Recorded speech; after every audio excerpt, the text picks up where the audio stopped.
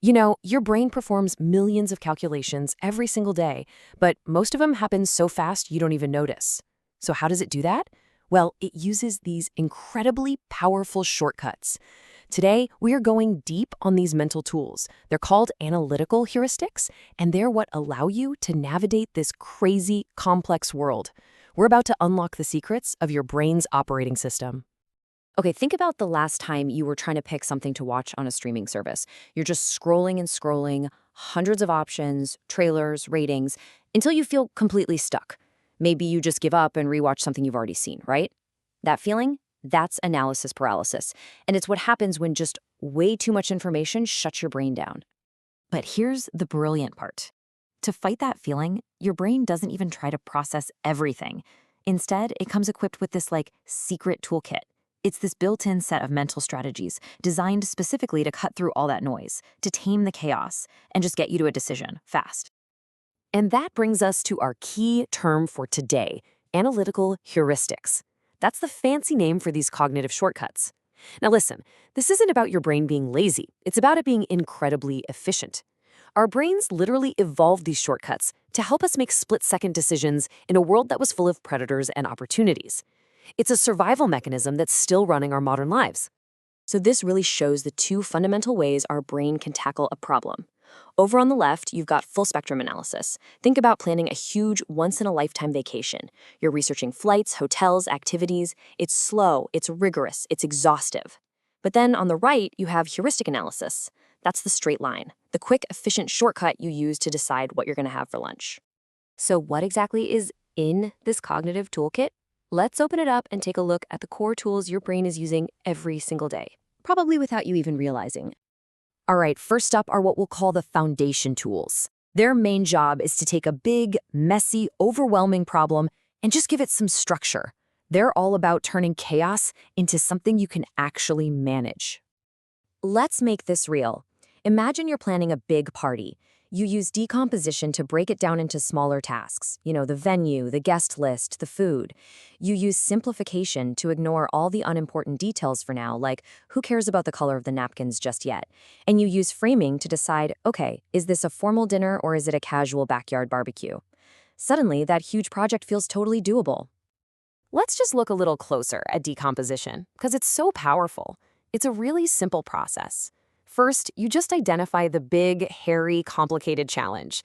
Then you break it into smaller bite-sized pieces. And finally, by tackling those smaller pieces one by one, you start to understand and solve the entire system. It's our brain's go-to strategy to avoid getting overwhelmed. Okay, so once you've structured the problem, you need to actually make a call, right? That's where the action tools come in. These are the heuristics that help you make a judgment or a decision, and make it quickly. These tools are all about being practical. Rules of thumb are those little lessons from experience, like measure twice, cut once. Estimation, that's just making an educated guess when you don't have all the facts. And then there's approximate optimization. This is huge. This is finding a solution that's good enough without stressing about perfection. It's about being effective, because let's be real, sometimes good enough is exactly what you need to move forward. And finally, we get to the expert tools. Now, this is where heuristics become truly powerful, because these aren't tools you're just born with. No, these are forged in the fire of experience and deep, deep practice within a specific field. See, an expert isn't just making faster guesses. They're using these sophisticated mental models, these incredibly detailed maps in their head of how a system works.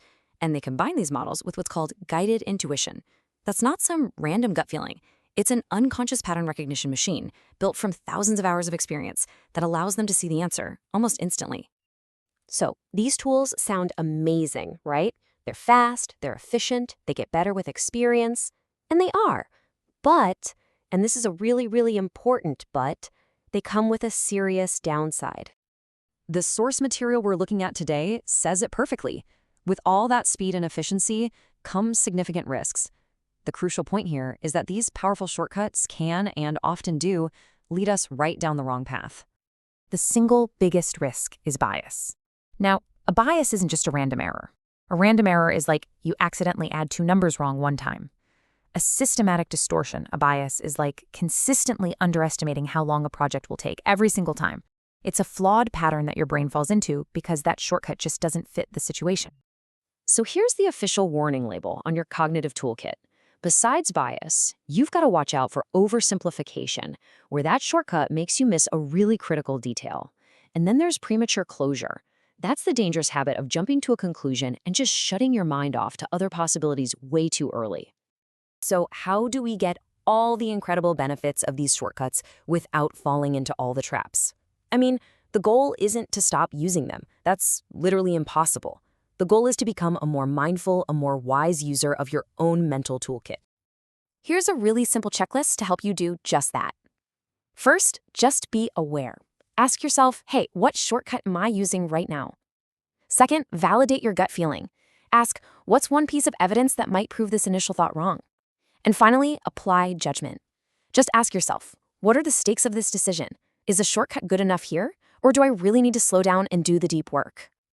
Your brain's ability to use heuristics is a cognitive superpower. It lets you navigate an impossibly complex world with speed and confidence. But just like any superpower, it has to be used with wisdom and awareness. So I'll leave you with this to think about. Now that you know some of your brain's most powerful secrets, how will you choose to think?